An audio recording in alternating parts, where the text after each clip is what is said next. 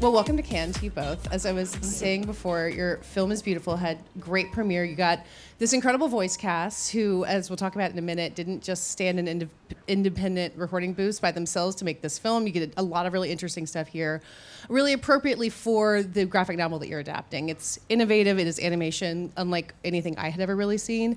And Leah, it's my understanding that this book was familiar to you both, but it kind of starts with you optioning it through your animation studio. And just to really start from the broadest thing, like what made you say, not only do I love this, but this should be a film?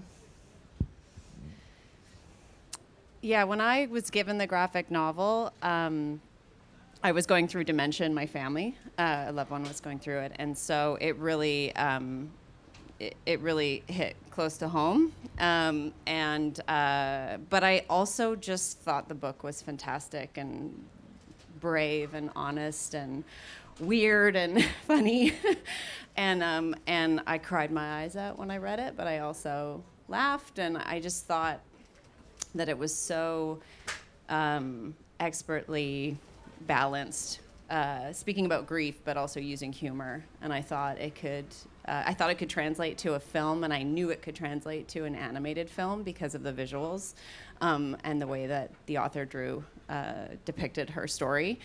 And I thought it was a dark comedy that we needed to talk about this horrible disease. So a dark dementia comedy was what we needed. yeah, I think so. So I just felt really certain about that and decided to be kind of hell-bent on trying to get it made for the next 10 years. So Lauren, did you find out that Leah was working on it and say, okay, I'm gonna, pitch in here?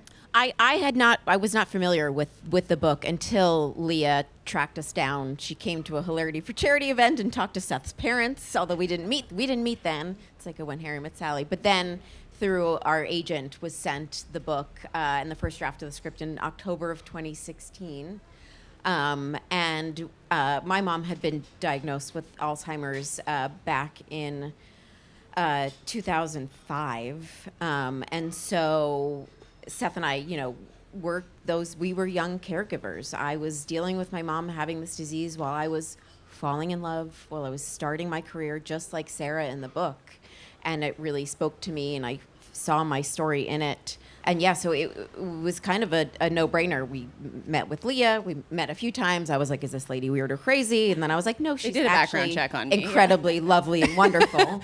And weird smart enough to and make a talented. movie that this is fascinating, but weird in a good way. Yeah. Well, so for those people who don't know, Hilarity for Charity is the work you've done with for Alzheimer's and dementia research for a long time. And obviously, fundraising and kind of these big PSA events are a big part of raising awareness. But there's something about storytelling that I think can do even more. And I wonder if that's how you thought about this, that something like Tangles that can tell this story about dementia in such a heartbreaking way can reach people or do something different than the work that you've done before. Yes, absolutely. I think, I spent those first few years, I was in my 20s, and feeling like I did not see what my family was going through reflected back to me in movies or television. And I think that when you're going through anything that is so difficult, feeling like other people can see you and that they understand is so important. And so to me, I saw it and was like, everyone that I know that I've met through our advocacy with Hilarity for Charity would appreciate how real and how it really didn't shy away from the ugly stuff and in a way made it feel beautiful and found the love behind that difficulty. And yeah, I just knew that people would appreciate hearing and seeing it because I did. Yeah. I mean, Leah, I know you've got a background in animation, but this is your first full feature, right? And this is maybe like asking you about what is breathing because you've done animation for so long, but what can animation do to tell this, that with that beauty that you're talking about and creativity and capturing something that is, such a universal human experience of caring for each other, but how can you animate that and tell that story kind of in a way I'd never seen it before? Animation is limitless, and so that's why it's such a beautiful medium.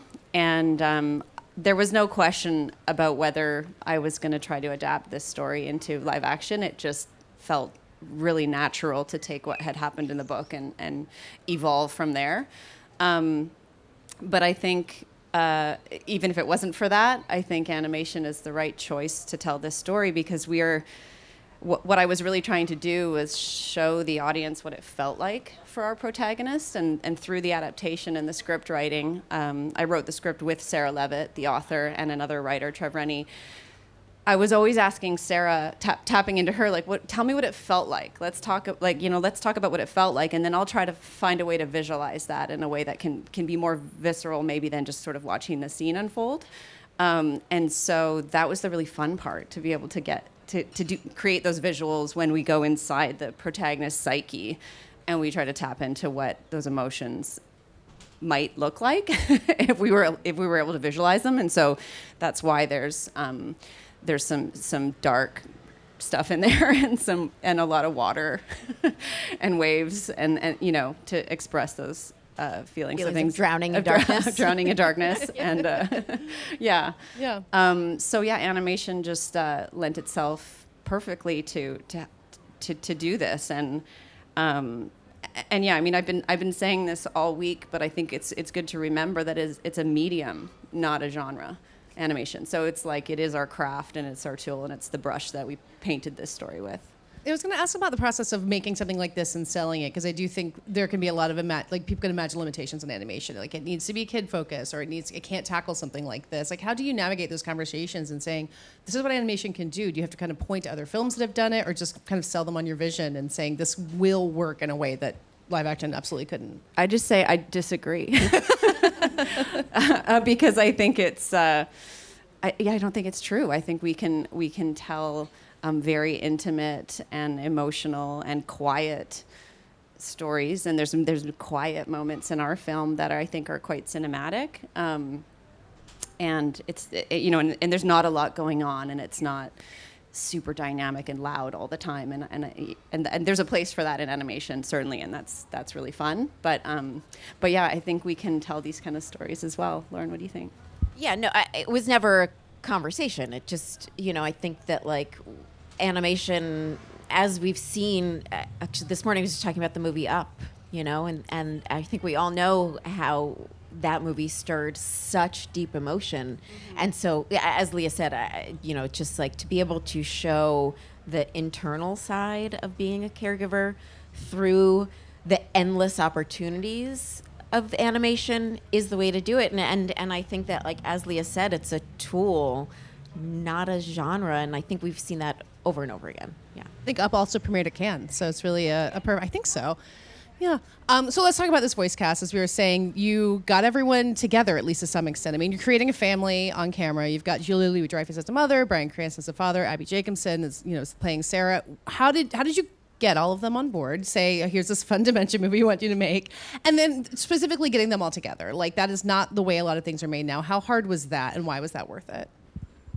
I mean, it certainly wasn't their paychecks, but honestly, dementia is something that has touched so many people, and so we got all yeses from everyone we went to right away, because we had created a script and we're telling a story that everyone felt connected to, and it took time, but we really presented what we were doing, and then we talked about how we were gonna. Yeah, you should talk about the process. I feel like it's your vision of doing everyone together, and Once they said yes, then the puzzle of trying to figure out how to get the talent together in the room started, and it was a bit of a puzzle, but it was so worth it to do that. And this is my first feature, so I don't know how common that is. I gather it's not that common for voice actors. It's better to just assume it's common and be like, sure, we'll have to do it. Yeah, it's not. But Seth had done it on on Ninja Turtles, and so we sort of use that, I guess, as a model to kind of go from and be like, no, you can. It can work. Yeah. And we were in the booth as well, so we were all in the same room together, and that made it so that we could look at each other's eyes, and you could feel the energy in the room. And we were going through some really tackling complex emotional scenes, and so to be together felt really special, and I know that the talent felt that as well. And then having them have the opportunity to look at each other and work together through those scenes, and also the fun scenes as well.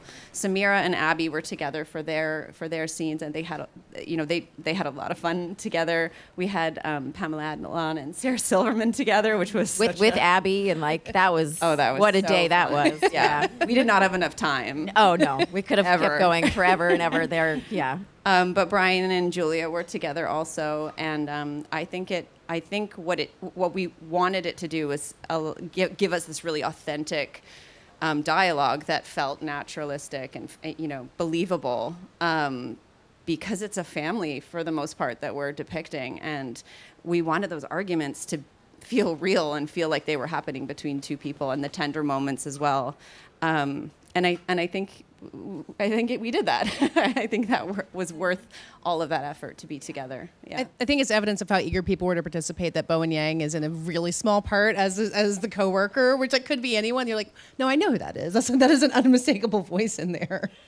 So, go ahead. No, I was just gonna say, yeah, we were so excited. That's all. It's just like we were like, would he do something like this? And it was so amazing. And again, it was like fun, he was like yes, and we were like, oh my God, he said yes. And we left a lot of room for improv. That was something that I really wanted to do, was schedule time for that because of who we had coming into the booth, but also to allow for that fun, naturalistic stuff that you don't expect. And Bowen was really great at that. I was going to ask how you work with that in animation, because it's my understanding you can have it kind of blocked out for a while, then they're doing it, and then you can kind of go back and fix it. But if you're allowing room for improv, like improving, thank you. Improv and animation don't always go hand in hand. So how do you work that into your process?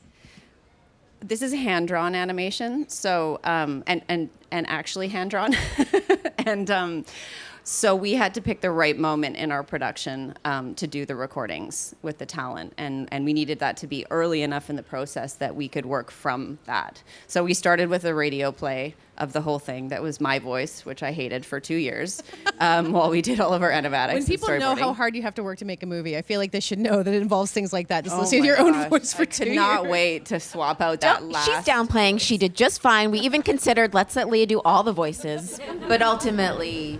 Then we heard Brian's recordings, and we were like, yeah, maybe Leah shouldn't play Rob. That's kind of weird. But yeah, we chose the right moment and had to do it right then to get the dialogue in order to cut it together and have enough time when we sort of went barreling into the animation process to be animating to the voices. So we recut based on what we got, and we had a really great script. I think that was. We iterated a lot on it, but there was always room to make it better. There's always room to make it better. And so we were able to animate to the performances and tried really hard to connect the animation and the acting, which is what we call it in animation, the acting, to the voices.